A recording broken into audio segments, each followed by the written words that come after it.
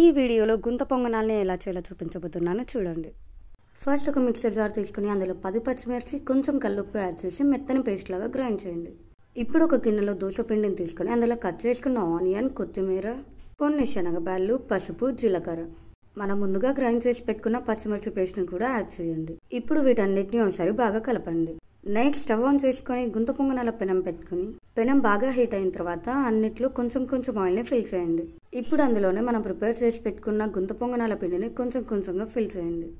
గుంత పొంగనాలు non stick pan కన్నా ఐరన్ పెనం మీద చేసుకుంటే టేస్ట్ అనేవి సూపర్గా ఉంటాయి. ఇలా అన్నీ ఫిల్ చేసుకున్న తర్వాత ఇది హాఫ్ కుక్ అయినప్పుడే మనం వీటిని ఇంకో సైడ్కి టర్న్ చేయాలి.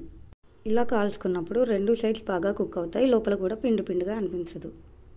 ఇలా 2 సైడ్స్ గోల్డెన్ కలర్లో వచ్చిన తర్వాత మనం దాన్ని స్టవ్ ఆఫ్ చేసి పక్కకు తీసేయాలి. అంతే, సింపుల్ అండ్ టేస్టీ గుంత పొంగనాలు రెడీ. మీ సైడ్ వీటిని ఏమని పిలుస్తారో కింద కామెంట్ చేయండి. బాయ్.